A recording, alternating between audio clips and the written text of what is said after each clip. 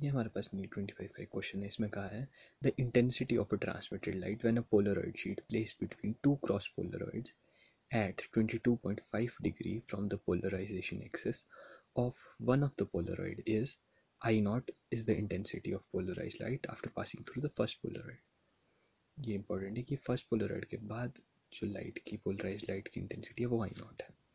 तो एक बार से डायग्रामेटिकली समझ लेते हैं कि ये हमारे पास दो क्रॉस्ड पोलरॉइड हो गए, that is Polaroid 1 and Polaroid 2, और ये क्रॉस हैं तो बेसिकली इनके बीच में जो एंगल होगा वो 90 डिग्री का होगा। तो इसीलिए मैंने इसकी जो पास एक्सिस है आप देखेंगे इसमें मैंने जो है वो इधर वाई एक्सिस मतलब हॉरिजॉन्टली बनाई है और इसमें जो है मैंने इस तरह से बनाई है ताकि ये 90 डिग्री पर लगे, और ये ऑब्वियसली क्रॉस पोलराइड्स है।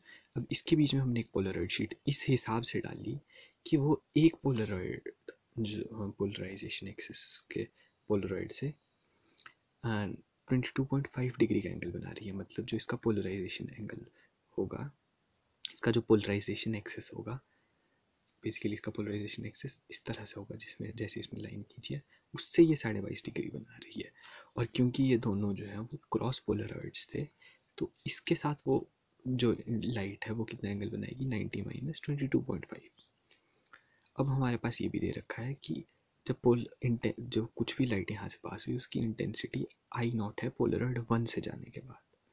अब जैसे ही वो पोलराइड 2 से जाएगी तो हमें पता है मार्लस लॉ से आई नॉट कॉस स्क्वायर थीटा हो जाती है किसी भी पोलराइड शीट से पास करने के बाद इंटेंसिटी लाइट की, जहाँ पे थीटा जो है वो एंगल होता है पोलराइड और उन दो पोलराइजेशन एक्सिस के बीच में पोलराइड्स के। तो इन दोनों के बीच में एंगल क्या था 22.5 डिग्री, क्योंकि हमने इसके रिस्पेक्ट में ही वो 22.5 पे लगाई थी। तो इसकी इंटेंसिटी मैंने कहा कि मान लो I1 होगी और I1 की वैल्यू क्या है आई नॉट कॉस स्क्वायर 22.5 डिग्री।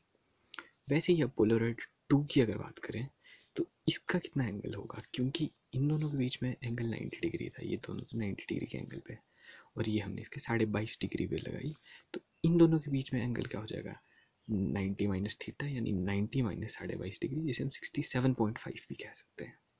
ठीक है, और इसकी इंटेंसिटी क्या हो जाएगी, यहाँ की intensity into cos square theta, जो कॉस स्क्वायर इनके पोलराइजेशन एक्सिस के बीच में एंगल है।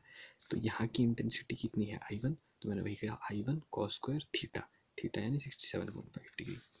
तो अब मैं रिजल्टेंट क्या लिख सकता हूँ, रिजल्टेंट में लिख सकता हूँ I1 कॉस स्क्वायर 67.5 डिग्री। ठीक है, और जब मैं इसमें I1 की वैल्यू डालूंगा, I1 क्या है जो पोलराइड शीट से जाने के बाद इंटेंसिटी है, तो ये हो जाएगी I naught cos square 22.5 degree into cos square 67.5।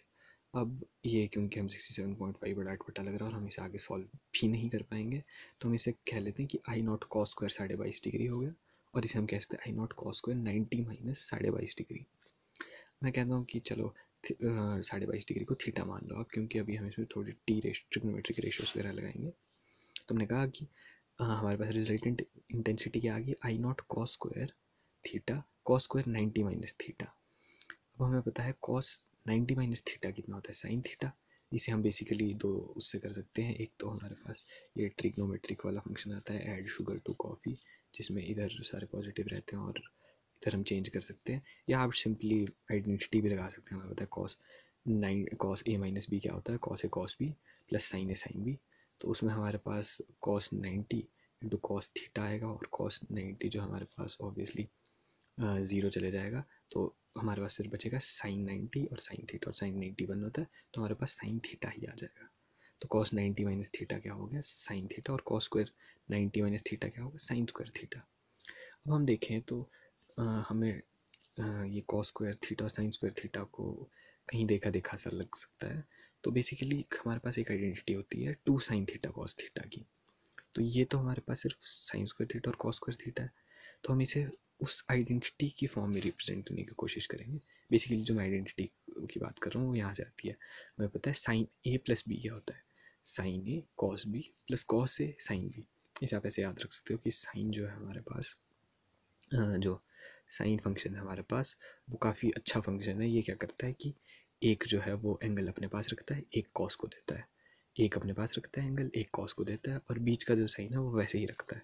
तो साइन ए प्लस बी क्या होगा साइन ए, ये साइन ने रख लिया एंगल, और दूसरा अपने भाई कॉस को दे दिया, यानी कॉस बी, और प्लस का प्लस ही रखा। और फिर अब दूसरी बार ये क्या करेगा, ए जो है वो कॉस को दे देगा, कॉस ए और साइन बी, यानी दूसरा एंगल अपने आप ले लेगा। जबकि कॉस कॉस बहुत कमीना होता है, अगर कॉस ए प्लस बी होता है यहाँ पे तो वो हो जाता है basically cos A plus B क्या करता, कॉस पहले, कॉस बहुत लालची किस्म का आदमी है, वो क्या करता दोनों एंगल अपने पास रख लेता, तो वो करता cos A cos B, plus का माइनस कर देता, तो यहाँ आ जाता cos A cos B minus, और फिर साइन को एंगल देता माइनस साइन ए साइन बी। तो ये थी थोड़ी, ये आइडेंटिटी याद होनी चाहिए साइन ए प्लस बी वाली।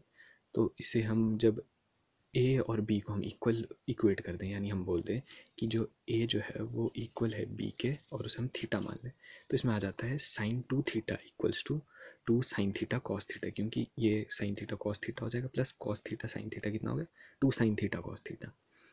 अब हमारे पास दिख रहा है कि ये साइन स्क्वायर है कॉस स्क्वायर है, तो हम क्या करते हैं बेसिकली इसको 4 से डिवाइड कर देते हैं, यानी 2 × 2 से डिवाइड कर देते हैं, और 2 × 2 से ही मल्टीप्लाई कर देते हैं। तो हमारे पास दो टर्म्स आ गई, two sine theta cos theta और two sine theta cos theta वाली।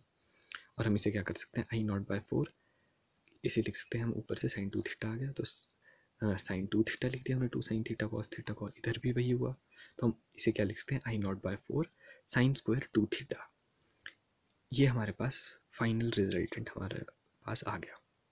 इसमें हम थीटा की वैल्यू 22.5 डिग्री डालेंगे, और 22.5 × 2 जो है वो 45 डिग्री होगा। हमने सारी जो मैथमेटिक्स इसीलिए लगाई क्योंकि हमें 22.5 डिग्री की वैल्यू पता नहीं थी, ना ही हमें 67.5 की वैल्यू पता थी। अब हमारे पास 45 के टर्म्स में एंगल आ गया और 45 की हमें वैल्यू पता होती है, तो हम I0/4 इंटू साइन 45 डिग्री कितना हो गया, 1/√2, और 1/√2 का स्क्वायर हाफ हो गया, और इसका आंसर जो है वो I0/8 आ जाएगा, यानी ऑप्शन 2। तो इसमें बेसिकली हमारे पास ऑप्शन 2 जो है वो सही है। इसमें मैं बेसिकली एक चीज़ और देख रहा था कि ऐसा सेम चीज़ जो है यहाँ पे हमारे पास एनसीईआरटी में भी दे रखी है, ये देखिए, discuss the intensity of transmitted light when a polaroid sheet is rotated between two crossed polaroids. और इसमें हमारे पास लास्ट में जो है वो ये एक्सप्रेशन दे रखा है I0/4 sine square to theta का। तो अगर ये हम डायरेक्टली लेके जाते हैं अपने पास एग्जाम में, तो हम डायरेक्टली यहाँ पर पहुँचते हैं, I0/4 साइन स्क्वायर 45 डिग्री, यहाँ से हम I0/8 कर सकते थे। बट मुझे लगता है कि, मुझे नहीं लगता इतनी कोई नीट का एस्पिरेंट एनसीईआरटी पढ़ता है या कोई वो चीज़ करता है, बट हाँ ये चीज़ एनसीईआरटी के सॉल्व एग्जाम्पल में दे रखी है एज ए डायरेक्ट रिजल्ट के फॉर्म में।